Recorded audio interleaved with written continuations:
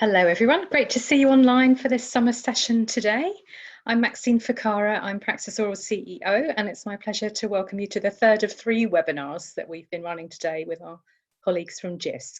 A few housekeeping points before we start. I'm sorry, I know some of you will already have heard this, but participant video and sound is turned off to preserve our bandwidth, and we'll be using the chat function to log your questions. So just send them in as you think of them.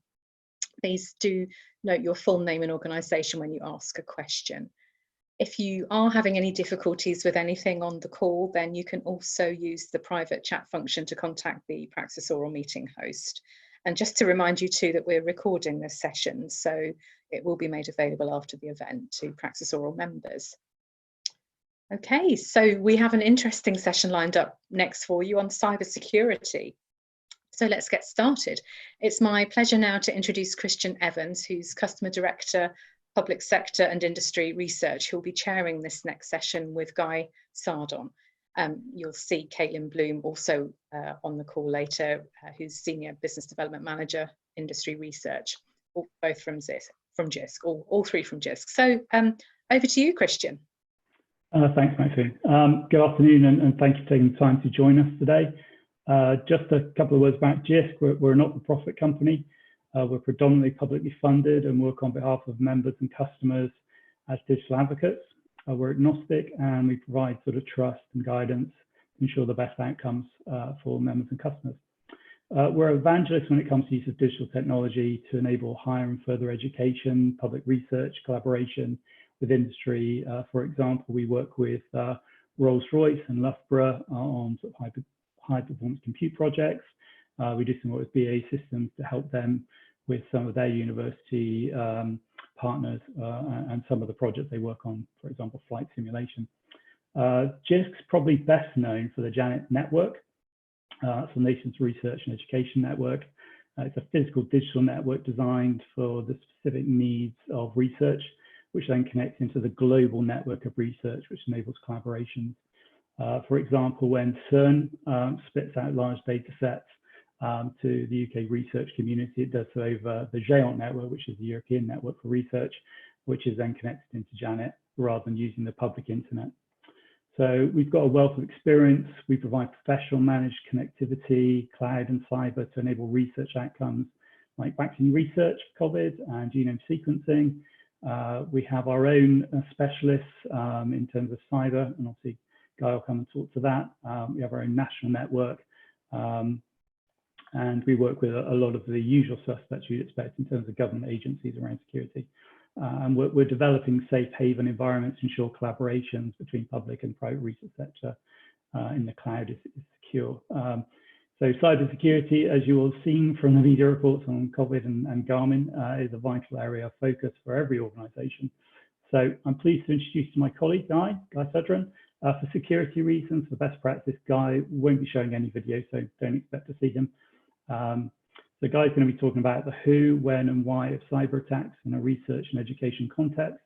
He'll then he'll discuss who is conducting these attacks and why, and what you can do to protect your research and data against them. So over to you, Guy. Thank you, Christian. Let me just share my screen. Hopefully you can all see my title slide there. So good afternoon, and thank you for your time. Thank you for attendance. As Christian said, my name is Guy Sardon, and I'm a member of Jisc's cybersecurity division.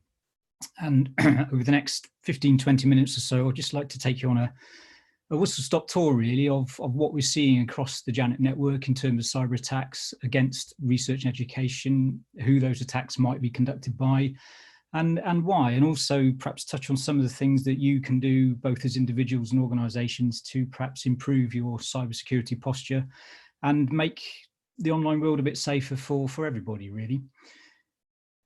So the cybersecurity division of Jisc, we help our members really in three ways. Our primary concern is to protect the JANET network. The network is vital for the work that our research and universities and colleges do. And without that network, a lot of their business activities would stop or cease. So our predominant aim is to protect that JANET network, make sure it's available, make sure it's up and supporting those connected sites.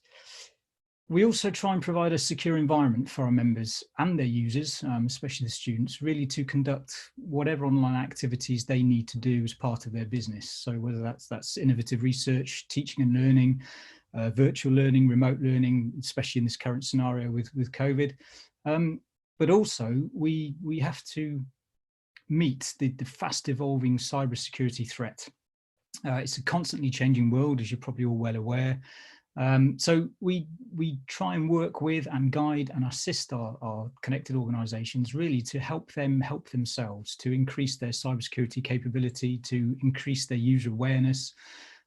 So we firmly believe that by helping everybody to help themselves, everybody will take a significant step forward in improving their cybersecurity posture, as we call it, to the wider internet-facing world, and improving the environment for their staff, their students, their researchers, whoever it might be. So it's very much a kind of a two-way process between us and our connected sites. We're very willing and able to share experience. We're very willing and able to guide, to advise, to consult, really to achieve this aim of making a safer network, a safer digital world for all of our users and our members. We run our own security operations centre, which is based out of our headquarters near Harwell, near Didcot. And really, this security operations centre has three arms. It has our three arms: our CSIRT team, our security incident response team, our threat intelligence team, and then we have a number of cybersecurity specialists who provide professional services to our members and our customers. The CSIRT team really is the first port of call for all of our connected sites. If they think they are experiencing a cyber incident, or they're unsure about something, or they have had the unfortunate situation where they've been got by a bad actor or a bad player, we always say to them, come to our CSIRT team first. That's your first port of call, and we can work very, very closely with the community to detect, to report, to investigate incidents that pose a threat. We can investigate other forms of network abuse, such as spam, copyright infringement, all the bad stuff that happens across a network of our size. Because of the geographical scope of some of the incidents that our Security Operations Centre deals with, we also work very, very closely with national and international law enforcement agencies. So people like the National Cybersecurity Centre, for example, and in turn GCHQ and wider other government bodies. As well as our main funders, the DFE and so on. So really, we act as a focal point within our connected sites for a wider spider's web, if you like, of talking to wider institutions and wider organisations to try and solve and protect and defend our connected organisations. We also flip that around. So we also are very proactive in providing necessary security information and updates to our connected organisations, especially around risks, threats. Our team of analysts are very active in what they do out in the field, and we try and make sure our members are as informed about any risks we come across as we can make them. So it goes back to that whole point about we are there to minimise risk, to try and prevent the incidents, and to try and contain any cyber damage that might unfortunately occur, which it does in the modern day and age. Now, this graph might be a little bit difficult to read, but effectively what we're trying to show here is just what our CSIRT team sees over the last 12 months. I'm not expecting you to try and dive into all the detail, but there's a couple of points really I want to pull out of this.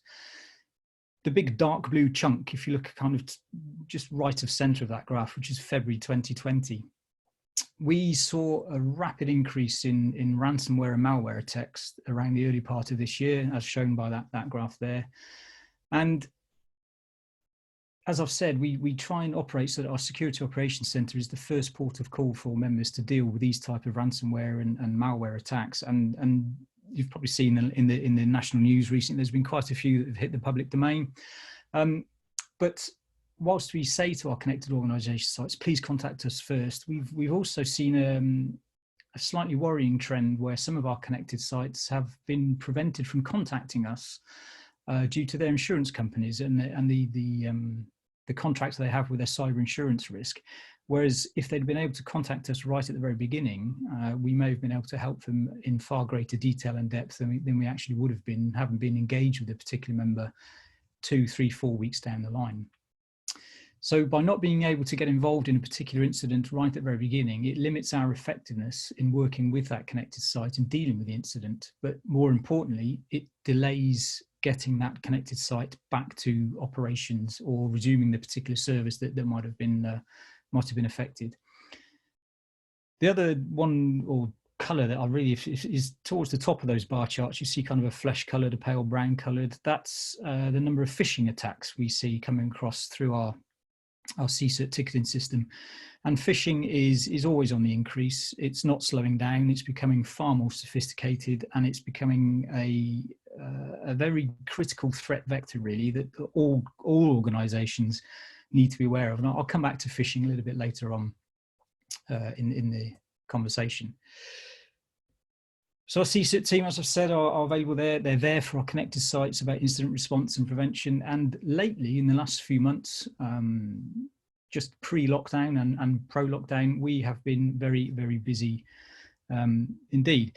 Generally with HPC facilities and supercomputers connected to our network that have been actively targeted. So you're probably well aware of the breach at Archer made the national news not that long ago. And the latest thinking is that actually it was breached to be used or to be compromised to be used for crypto mining activities. And it wasn't just Archer; it was several other supercomputers across mainland Europe that were also targeted. And we're still working through the various organisations to pin down exactly what went on, why, and how.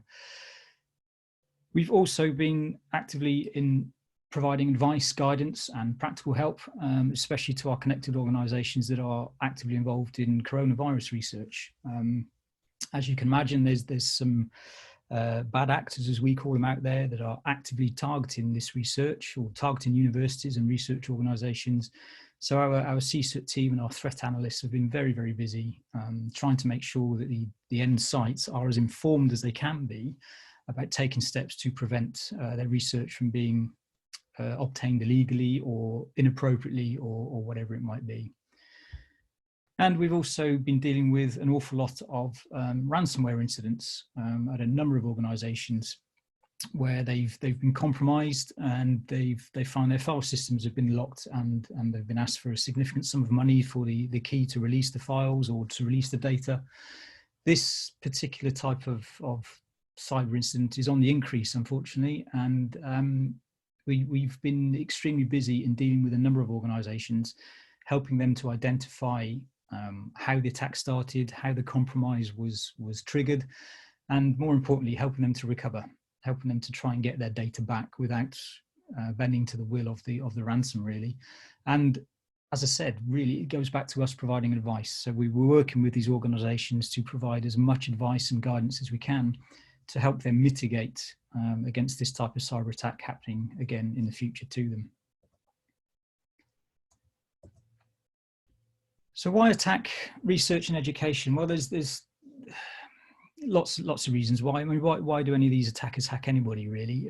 It could just be idle curiosity, but generally there is usually a darker motive, whether that's money, whether that's espionage. And as I say, the compromise of Archer, the national supercomputer, not that long ago, made the national news. That particular group has also managed to compromise supercomputers in Germany, Switzerland, Spain, and it was done through an exploit in a secure shell connection, which is the type of connection a researcher would use to access the supercomputer. And once inside, the attackers have been able to deploy malware or software that shouldn't be there, really, to enable those supercomputers, or to turn the power of those supercomputers into to what they want them to do, which we think now, and research across Europe is showing that actually it was to mine cryptocurrency. So it was how they got in. I'm not at liberty to say. I think that research is still going in, but it's pointing to a compromised user account somewhere. So some poor old user somehow, some way probably completely innocently had their user credentials compromised, which then gave these nation actors or these bad actors access to this particular system. The other group of attackers, which we see quite regularly, which might not surprise you, is students. Now you might say, well, hang on a minute, what are your students doing attacking you? So again, if I show you this particular graph, what this graph is showing is the denial of service attacks seen on Janet, and the dark blue bar charts is last year from January to June, and the yellow bar charts are this year. And you can see quite clearly lockdown towards the middle of March in the middle of the graph there. But what it shows is that compared to last year, once lockdown kicked in and campuses were closed and students were working from home, the number of DDoS attacks we saw across the network significantly dropped. And this reinforces our suspicion that a lot of the attacks that we see are actually launched by staff or students who might be disgruntled or who might be just being a little bit malicious, who maybe even computer studies type students who are just messing around, in inverted commas, not quite realizing the damage they are potentially doing. But it's a common theme we see across the years since we've been monitoring this type of activity, that the activity from campuses and within term time and within a college or university working day is consistent with attacks coming from students. And just to back this up, these are the attacks per week in the blue graphs, and the red highlights actually show the vacation periods. So you notice that when universities and colleges are closed for whatever particular vacation it might be, the attacks drop right off, which supports our assumption that a lot of these attacks are the students. And when they are away from campus on their home networks, whether that's Virgin Media, BT, or whoever, obviously we're not seeing that traffic across Janet. What we see is really that the attacks, especially the colleges, it coincides with the working day. So kind of 9 to 4, we see the attack traffic over colleges, and generally there's a drop off over lunchtime, which we kind of think is the student wishing to just do general web browsing themselves and not have to deal with a contended network, which they are causing. Universities, the traffic is skewed more to the evening, generally for the halls of residence and the various gaming wars that students engage in. So they're busy trying to deny service to each other so they can compete better at online gaming. But what we are seeing is that we're seeing a move to fewer longer attacks and much more shorter, or attacks of a shorter duration. And we think this is really down to students having access to various things that we know now as stressor sites, or we can effectively buy a denial of service attack in a box, really. For a small sum of money, you can buy yourself a small piece of software, or you can buy yourself a service hosted elsewhere on the internet, and you can target whoever really you wish with a small sum of money and instigate your own denial of service attacks. So these services are out there and fairly easy to find, really. And we think a lot of students are, as I say, in inverted commas, messing around, trying out these type of stressor sites, these denial of service packages and services that they can buy for really what's €5 a month is not a lot of money to cause a bit of disruption, whether that's malicious or whether it's just a student having a laugh as they do with their mates. But it's an interesting scenario that we do see an awful lot of attacks coming across our network from within our network. The other big players we see are nation states, and the National Cybersecurity Centre have identified that nation state activities are real, are happening, and it's a thing that really should be taken seriously by all UK research and education. NCSE and us work very, very closely together, and we are seeing that nation states are actively targeting UK research and education. A big one lately that crops up quite regularly is the Charming Kitten campaign. This is run out of Iran. They've been around since about 2011, and they are actively targeting research and education, not only in the UK, but across most of Western Europe. And they generally work on a kind of a spear phishing type campaign where they send these very, these very convincing emails to various users with spurious links in footnotes and within the message of the email. And when the victims inadvertently click on those links, they're giving away an awful lot of information about the victim's device, their IP address, their operating system, and so on. And that information can be used to then ramp up the attack against the victim's devices, the victim's organization, institution, the victim's network, whatever it might be. So these nation state attacks are real, they're happening.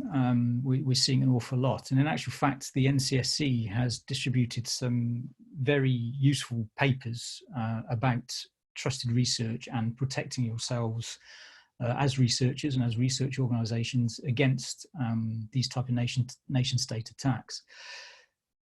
So that link I highly recommend you go visit. You can download the various papers there, and really what NCSC have produced there is a document that outlines the risks, and it provides advice to help an organisation make informed decisions, and also gives you some advice and guidance about measures you can take to protect your research and to make sure it doesn't fall into hands of nation states, people, organizations that you don't want it to, and that you are able to collaborate safely across Janet, across the globe, the wider internet, and try and protect your data as much as you can, because the nation states are after data. There's no two ways about it.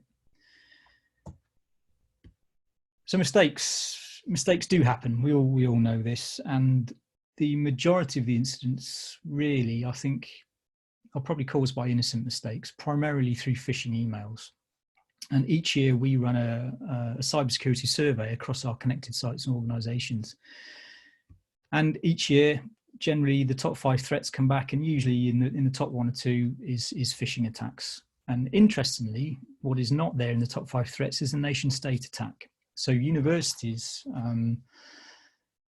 for whatever reason, universities don't see nation states as a particular cybersecurity threat, whereas the NCSC are quite vocal and quite public about saying, yes, it is a threat. So there's a little bit of disconnect there between universities and the National Cybersecurity Centre. In our survey, only 7 universities mentioned nation states as being of a concern to them, and absolutely no colleges at all. But phishing, social engineering, all those kind of things, that is number 1 for the majority of our sites. And you've probably all seen these type of phishing emails. They're becoming increasingly more sophisticated. They're generally they're not obvious that they are a phishing email. Some of them are getting highly sophisticated, and I think it's no surprise that people still do click on the various links and that people are caught out. They're becoming harder to detect, so you can put in place all sorts of technical controls to stop phishing, to monitor these type of emails, but they are becoming so sophisticated that the technical controls are generally not that efficient these days in stopping all of them coming through. So phishing and the human factor, the person sat at the keyboard that might receive this particular phishing email are seen increasingly by all of our sites as a threat, and something that has to be mitigated against. And we're seeing we are seeing an increase in training in terms of phishing awareness, just general cybersecurity awareness. I'll come back to that in a moment. But generally, what our advice to our connected sites is don't blame the user. User education and awareness is vitally important. So not just about email usage, about procedures and processes and information handling, but also about passphrases, multi-factor authentication, 2-factor authentication. Anything is better than nothing to try and stop somebody from giving away data or information or being a victim of an attack. It's important that users are encouraged to report, even if they think they've done wrong or they're not sure about something. If users are encouraged to report in a culture that isn't a blame culture, then that's got to be better for everybody. Cybersecurity is an organizational issue. It's not an IT issue. It's an organizational and cultural issue, and it needs to be led from the top. Generally, it falls to IT to implement a lot of the technical controls, but really, a huge step forward in your cybersecurity posture has got to come from educating your user base, whatever that might be: staff, students, researchers, senior management, especially. Training and awareness is absolutely important, and it's vital, absolutely vital these days. And our cybersecurity survey, really, it shows that training is on the agenda. The blue lines are HE, the red lines are FE. So FE have still got some way to go for making cybersecurity training compulsory. for staff, but they're getting there year on year. It's an improvement, which is a good thing. But the big gap really in that training is the students, especially across HE and FE. All students need to be trained. They need to be made aware, because these are the workforce of the future. And if they're not made aware now, then the bad habits will just perpetuate and continue. But as I mentioned, it's IT departments or networks such as ours. We can put in place all sorts of technical controls to try and mitigate risks, but generally it comes down to the human factor. So awareness and that training is absolutely number one. So thank you for your time. I hope I haven't scared you too much, but that, as I did say, that would be a whistle-stop tour in terms of what we see across the network, where it's coming from and who's targeting who and so on. But I hope that was useful. If there are any questions, I will endeavour to answer them. That's great. Thanks very much, Guy. There's a lot to consider there, and certainly learned some additional things, which is really useful. So thanks for that. I'm just going to open the chat and see if there's anything in there. I mean, I think one of the things I'd maybe just ask you to quickly cover off is you mentioned DDoS. Perhaps for those people on the call that aren't as familiar, if you could just explain what that actually is. Yeah, so DDoS, distributed denial of service. So there's lots of ways in which a hacker or a bad actor or an individual can implement this DDoS type service. But in a nutshell, what it is, they effectively try and take down your network connection. So they send a whole barrage of spurious traffic to a particular internet-facing service you might be hosting, or your firewall, for example, really just to fill your internet connection with bad traffic, which effectively means your organization drops off the network, that you have no traffic flowing in and out. Your email stops, your remote access stops, and it, as the name says, it denies you service, a denial of service type attack. So across Janet, we do have a system in place where we can mitigate those attacks. As I said, it goes back to one of our key points of protecting the network. So we have analysts working almost around the clock, which are constantly monitoring to mitigate those type of denial of service attacks, to make sure that our connected organizations have their access to the network. That's great. Thanks for that. Just so everyone know, there is a Zoom webinar chat pane. If you want to ask any questions, feel free to pop those in there, or if you don't want to ask now but you want to ask in the future, something comes to mind, feel free to do that then. Something you talked about, Guy, in terms of nation states. I wonder if is there any concern of not just obviously trying to get external access remotely through use of IT and technology? Are there concerns there in terms of individuals and people sort of Trojan horse, if you like? Generally, if you look at NCSC and so on, they classify nation states. Nation states type attacks is generally funded by government and so on. So it is a very highly organized, highly skilled, very effective group of bad actors, hackers, call them what you like, who are effectively operating on behalf of a nation state. And most nations have these teams. APT is another term you might have come across. So advanced persistent threats is another one, generally driven by a nation state. You can probably all guess who the bad players are across the globe, but generally they have these teams that are actively searching for weaknesses and vulnerabilities to get whatever research, whatever data they think might be beneficial to them. And as you can imagine, in the current climate with a lot of the COVID research, that's the hot currency at the moment. Yeah, absolutely. Got a couple of things on the chat pane. So I was really surprised about the proportion of attacks coming via students messing about. Are individuals generally identified, and how are they dealt with? Yes, they can be identified, especially if they are conducting these activities from a college or a university owned machine. If they're doing it from their own machine on a college or university network, it can be a little bit more difficult. But if we see that kind of traffic happening, it's up to us to liaise with a particular college or university and work with them to close that particular activity down. And another question: how do you choose a good password? Oh, that's we could have a whole afternoon session on that, to be honest. But generally, the latest advice I heard was we're kind of moving away from the old traditional passwords of mixture of numbers, letters, and characters, and so on, more into passphrases now. So some advice I heard recently was to pick 3 words that mean something to you that are completely unrelated to each other as a word, but that you would only perhaps understand, and put them together. That kind of thing. But if you look at the NCSE website, there's some good advice and guidance there on passwords and you know how to use these passwords for your benefit rather than make them easy to guess. But the other thing I would suggest really is, for those that aren't aware, is to invest in a password manager tool. So there's lots out there. You may even have some as part of your organizational IT, such as LastPass or 1Password, where you really only have to remember one key password and let it manage all of your others for you. So they can be as long as you like, knowing you don't ever have to remember them, as long as you can remember your one key password to get into it. So those I would highly recommend if you're really serious about your password library, so to speak. Investigate a password manager. Great, thank you. Another question: should we all have a certain accreditation, and then in brackets security essentials to ISO 27001? Ooh, should you all? In an ideal world, of course, we all should have something, but ISO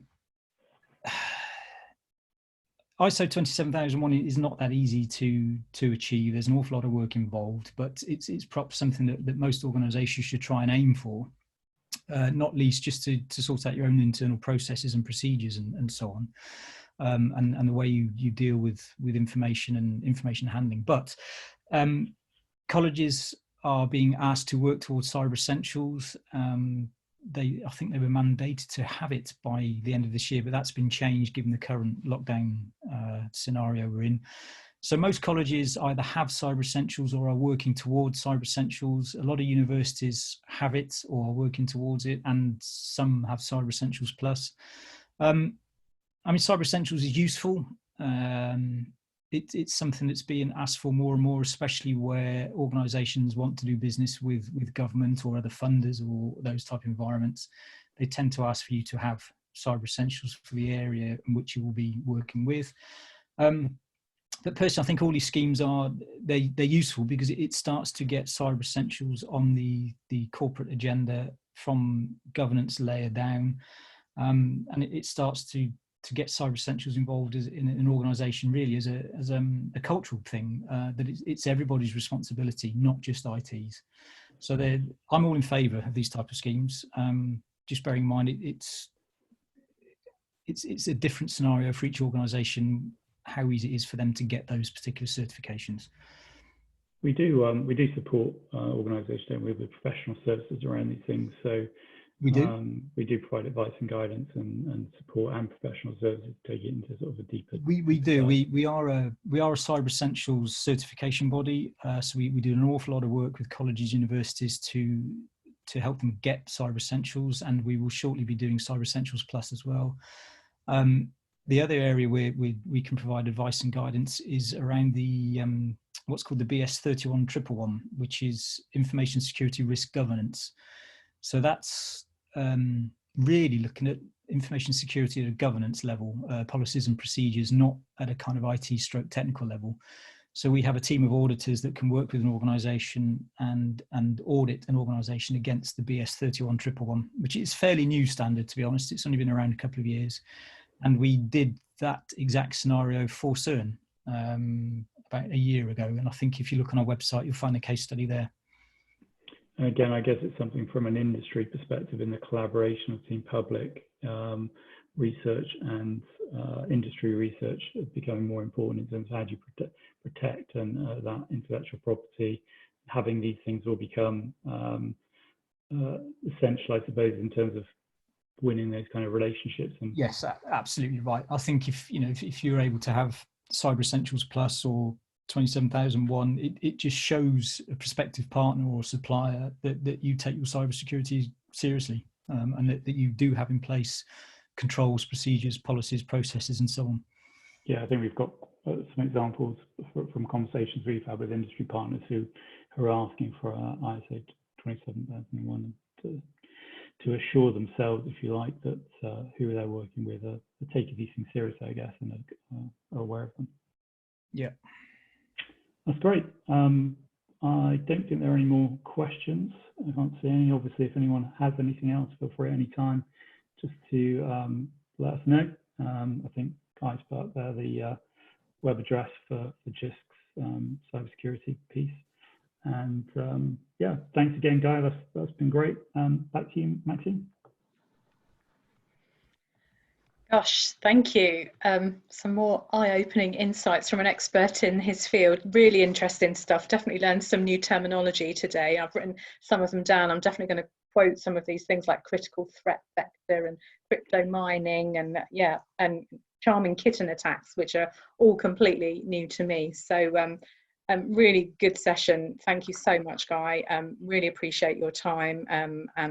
And as Christian said, you know, if anyone does have any other questions, you want to send them through the usual PraxisAuril channels, or we can put you directly in contact with people at Jisc who can help you as required. And the recording will be made available in due course. So just another thank you again, Guy. Really, really good.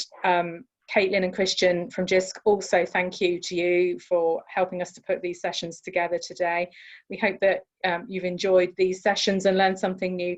I mean, the whole intention was that, you know, these kinds of topics might not be at the heart of our core roles, but they've certainly provided us with an understanding and I think an appreciation of some of the challenges that our colleagues in other parts of our organisations face and how they could impact on our own areas. So really important to be aware of some of these things, I think. So a formal thank you to Jisc for their support of these sessions, in particular to Chris and especially to Caitlin, who's done much of the work in preparation.